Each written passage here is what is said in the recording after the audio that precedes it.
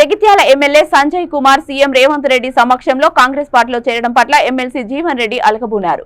కనీసం సమాచారం ఇవ్వకుండా ఎమ్మెల్యేను చేర్చుకోవడం పట్ల జీవన్ రెడ్డితో పాటు కార్యకర్తలు మనోవేదనకు గురయ్యారు. విషయం తెలుసుకున్న మంత్రి శ్రీధర్ బాబు ఎమ్మెల్సీ నివాసం చేరుకున్నారు.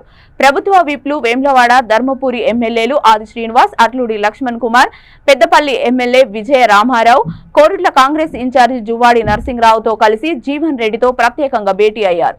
జీవన్ రెడ్డి ఎమ్మెల్సీ పదవికి రాజీనామా చేస్తున్నట్లు వచ్చిన ఊహాగానాల నేపథ్యంలో ఎలాంటి తొందరపాటు నిర్ణయం తీసుకోవద్దని బుజ్జగించారు.